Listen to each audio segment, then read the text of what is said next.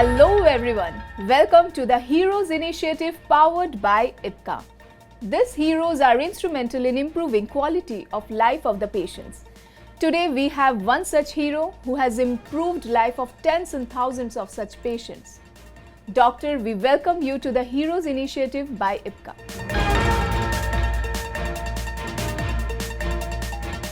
So doctor, now we are focusing on cataract surgery pre and post-operative care. So doctor, my first question for you is, what should I expect during the pre-operative assessment for cataract surgery? Are there any specific preparation do I need to make, doctor? Yes. जो हमारा पहला topic था, same topic repeats in cataract surgery also for pre operative evaluation. हमें मोतियाबिंद operation के पहले ये देखना चाहिए कि पेशेंट को ड्राई आई तो नहीं है, क्योंकि जिस पेशेंट्स को ड्राई आई है और उसमें यदि हम लोग कैटरेक्ट सर्जरी करते हैं तो उस पेशेंट्स को बाद में पानी आना, गड़ना, खटकना, ये सब परेशानी रहती है. दो surgery is good, vision is 6 and 6, but still patients complaints of dry eye symptoms after surgery, and those symptoms usually aggravate after cataract surgery. So first is to evaluate the dry eye.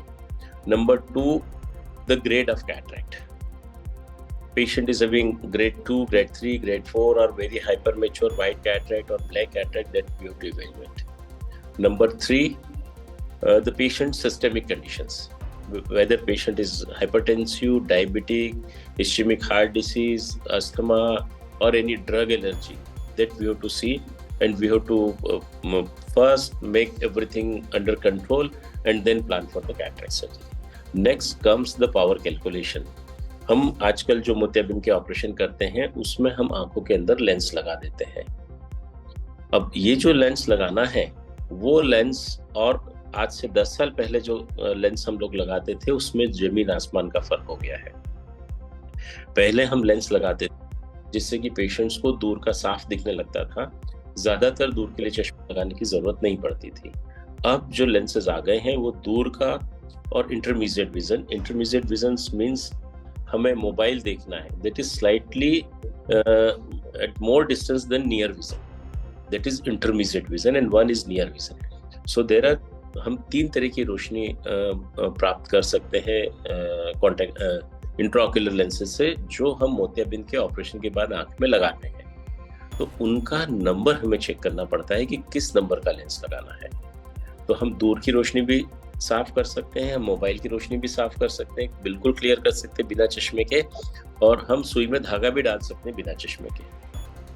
तो आजकल lenses ऐसे आ गए, और ये जो 3 distances हैं, इन 3 distance में भी 2 तरह के नंबर होते हैं.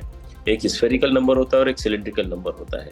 तो आजकल लेंस ऐसे आते हैं जिसमें दूर का स्फेरिकल और सिलेंड्रिकल दोनों करेक्ट कर सकें, इंटरमीडिएट और डिस्टेंस ये 4 नंबर एक साथ करेक्ट कर सकें, इंटरमीडिएट, डिस्टेंस और नियर ये 6 नंबर एक साथ क्लियर कर सकें. इस टाइप के लेंसेज आजकल अवेलेबल हो गए हैं. तो हम जो आज सजेस्ट करते हैं, कैटरेक्ट सर्जरी के साथ साथ pre of cataract evaluation is very very important, और उसी के ऊपर हमारा कैटरेक्ट सर्जरी के बाद का रिजल्ट डिपेंड करता है. हमें क्या चाहिए, हमें पेशेंट्स को कौन सी विजन देना है, कौन सा लेंस लगाना है, this is all very important to get it done. Rest, patients को बहुत सारे कैटरेक्ट्स ऐसे होते हैं जो हाइपर मैच्योर हो जाते हैं, उसके कॉम्प्लिकेशंस के बारे में पेशेंट्स को बताना. अभी आजकल the results are more than 99%, एंड surgery for patients is very easy. Surgery for surgeon is very difficult because you need to provide the results like a refractive surgery. Means हमको patients का मोतियाबिंद के operation के साथ साथ चश्मा भी हटाना है. So that is much more difficult for surgeon. But nowadays, because of latest gadgets and latest technologies, we can provide near natural vision. Never natural, but near natural vision we can provide to patients. So it is much difficult for all hospitals, eye hospitals and surgeons to provide that type of vision. But it is very very easy for patients because it takes 6 to 8 minutes to complete the surgery. हमें आजकल injection भी नहीं लगाना पड़ता है, हम आजकल पट्टी भी नहीं बांधते हैं, काला चश्मा भी नहीं लगाना पड़ता है. बूंद की दवाई डाल के मोतियाबिंद का ऑपरेशन करके लेंस लगा के हम प्रोटेक्टिव क्लियर ग्लासेस आजकल पेशेंट्स को देने लगे हैं. तो ये चीजें जो पेशेंट्स के ऑपरेशन के पहले जरूरी हैं, वो all this things are very important. What are the most important post-operative care steps to ensure a smooth recovery after cataract surgery, doctor? Very good question. Each and every patient of cataract surgery should know. Normally operation के बाद आजकल हम लोग जो operation करने लगे हैं मोतियाबिंद के, वो मोतियाबिंद किसी भी स्टेज में हो उसकी सर्जरी हम लोग कर सकते हैं. कई बार पोस्टीरियर सबकैप्सूल बहुत छोटा सा कैटरेक्ट है और पेशेंट को रात में गाड़ी चलाने में प्रॉब्लम हो रही है, तो भी हम लोग सर्जरी करते हैं. जिसका मोतियाबिंद पक गया है उसका भी सर्जरी करते हैं. सर्जरी आजकल माइक्रो इंसिजनल कैटरेक्ट सर्जरी, जिसको MICS बोलते हैं, that is phaco emulsification with very little very small incision, that is hardly 2 millimetre incision, जिससे हम लोग मोतियाबिंद का ऑपरेशन करते हैं. मोतियाबिंद के ऑपरेशन के लिए जो लेटेस्ट गैजेट्स हैं, लाइक लेजर कैटरेक्ट सर्जरी, हम लोग नॉर्मली सुनते हैं लेजर, तो आजकल लेजर कैटरेक्ट सर्जरी के द्वारा हमको ब्लेड का उपयोग नहीं करना पड़ता है. हमें इंसिजन लगाना है तो वो लेजर लगा देता है. हमें मोतियाबिंद का कैप्सूल कट करना है, वो लेजर कट कर देता है.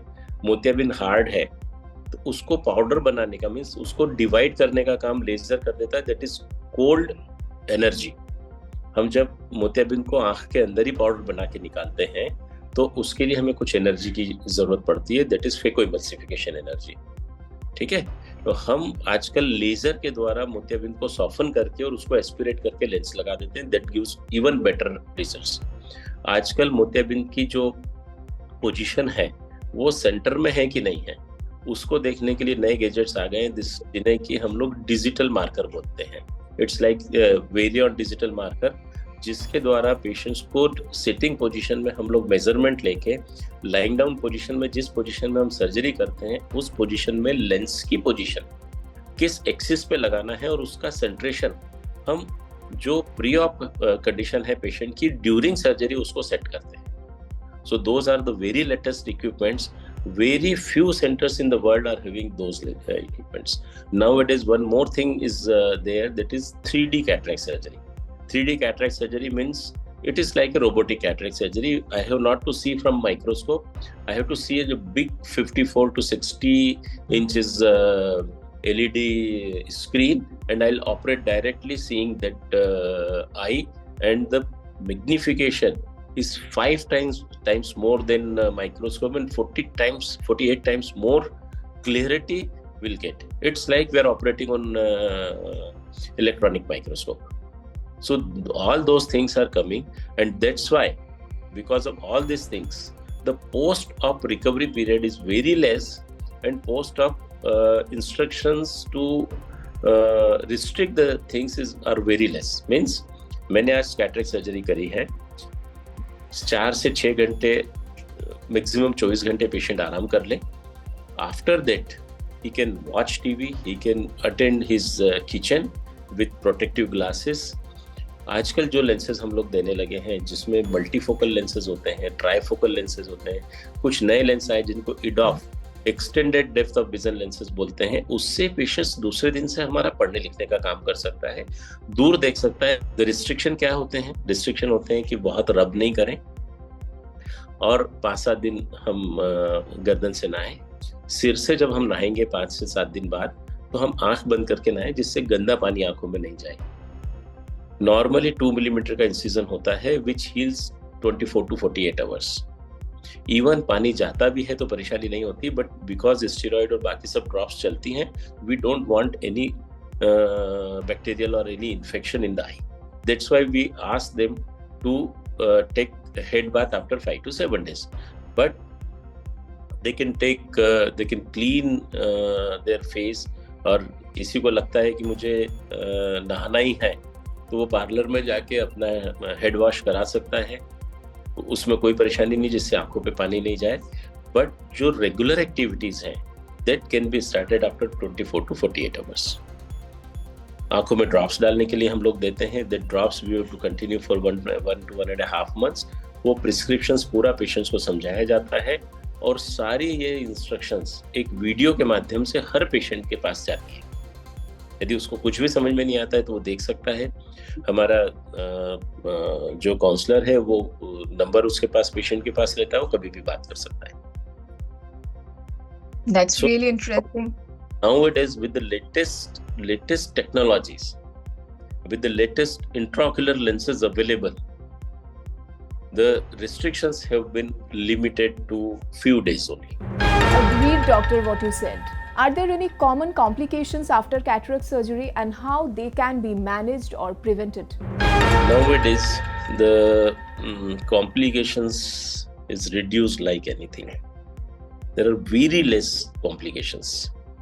Even if there is any complications, that can be managed at the same time, because most of the hospitals are having retina backup.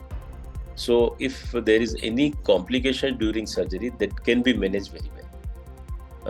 Complications like corneal edema, जो बाहर वाला area होता है जिसपे थोड़ा एडिमा आता है, ये उन लोगों को होता है जिनका कैटरेक्ट बहुत हार्ड होता है. कभी कभी किसी को रिएक्शन होती है, मीन्स किसी को आयराइटिस होती है, that can be manage with medicine. कभी सर्जरी, यदि कैप्सूल रप्चर होता है जिसको हम लेंस के पीछे की झिल्ली बोलते हैं, यदि वो कैप्सूल रप्चर होता है तो वो हमें उसी समय मैनेज करना पड़ता है, और उसके लिए हमें कभी कभी रेटिना सर्जरी की मदद लेने की जरूरत पड़ती है. कुछ और ऐसी चीजें होती हैं जिसमें 15 दिन बाद या 1 महीने बाद या 2 महीने बाद किसी पेशेंट्स को उसके रेटिना के देखने के बिंदु पे, जिसको मैक्यूला बोलते हैं, उस पे सूजन आती है, जिसको मैक्यूलर इडीमा बोलते हैं. अभी आजकल कुछ मेडिसिन ऐसी आ गई हैं, वो हम ऑपरेशन के पहले से ही चालू कर देते हैं. तो पहले जो इंसिडेंस मैक्यूलर एडिमा का था, that is reduced like anything. तो अब हम यदि बात करें तो chances of complications are rare, but whatever is there that can be managed very well. हाँ, एक चीज जो होती है, जैसे आपने बहुत बार सुना होगा कि क्लस्टर इन्फेक्शन हो गया, वो ज्यादातर जो दवाइयाँ हमें फार्मास्यूटिकल कंपनी से आती हैं या उसके स्टोरेज में या कोई स्टेरलाइजेशन में कोई परेशानी है, तो यदि इन्फेक्शन इतना सीवियर होता है कि हम आंख नहीं बचा पाए, but that is nowadays is very rare, but that is possible. So doctor, your expertise and insights on cataract surgery pre and post operative care are invaluable to this initiative, and we believe your participation will greatly benefit the patients.